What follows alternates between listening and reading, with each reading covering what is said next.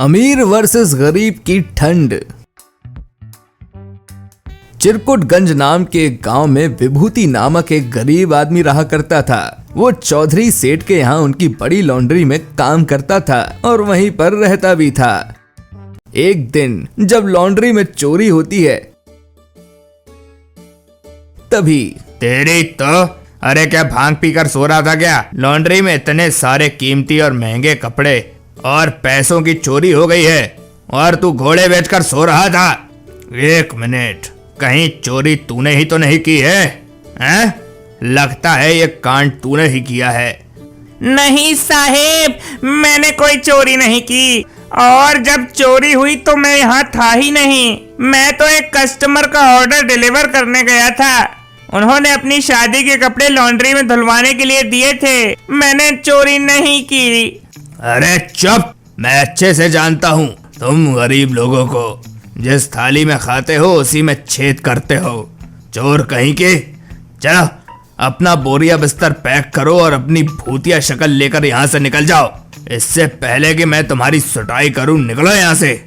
ऐसा मत बोलिए साहब, मैं कहाँ जाऊंगा? मेरे पास तो इस लॉन्ड्री के अलावा रहने के लिए कोई छोटी मोटी जगह भी नहीं है। मुझे मत निकालिए साहब। विभूति बहुत विनती करता है, लेकिन उसके बावजूद भी चौधरी उसे अपनी लॉन्ड्री से धक्के मारकर बाहर निकाल देता है। विभूति के पास न रहने को कोई जगह थी और न ही कुछ खाने के लिए था। दिसंबर की कड़कड़ाती हुई भयंकर ठंड थी। उस रात हर तरफ घना कोहरा छा रहा था और उसमें ठंड से थर थर कांपता हुआ विभूति हिम्मत से चल पा रहा होता है और वो एक पेड़ के नीचे पत्तियों को ओढ़कर सो जाता है। हे भगवान, ये कैसे दिन आ गए हैं मेरे। ठंड के मारे मेरी जान निकल रही है।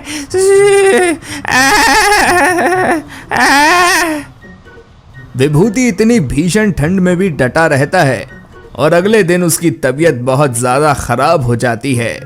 उसे बहुत तेज बुखार आ जाता है। फिर भी बिना हिम्मत हारे वो नई नौकरी ढूंढने जाता और कुछ दिनों बाद उसकी एक मिल में नौकरी लग जाती है और फिर वो अपने लिए एक घर की तलाश करने लगता है। ओनर से मिलकर, देख भाया, तेरे बजट में बैठने वाले घर तो हैं, लेकिन वो घने जंगल में हैं। आसपास इंसानी पड़ोसी नहीं बल्कि जानवर पड़ोसी रहेंगे, चलेगा? जी भाई, अब गरीबी में आटा गीला है तो क्या ही कर सकते हैं। विभूति को बर्फीली पहाड़ी के जंगल में घर किराए पे मिलता है और वो वहां पर रहने लगता है। कुछ दिनों बाद जब चौधरी भी उसी जंगल में अपनी कार में गर्लफ्रेंड के साथ घूमने आता है तभी अचानक से मौसम और भी ज्यादा बर्फीला हो जाता है और बर्फबारी शुरू हो जाती है और गांव में दंगे भी शुरू हो जाते हैं। ओह माय गॉड, जान, अब हम कैसे बचेंगे इस मौसम से? हम तो इस स्नोई फॉरेस्ट की भूल भुलैया में फंस गए हैं। कार भी कहाँ पार्क की है याद नहीं।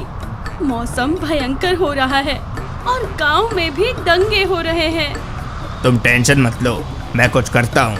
चालाक गर्लफ्रेंड कुछ देर बाद चौधरी को जंगल में अकेला छोड़कर उसी कार में बैठकर भाग जाती है।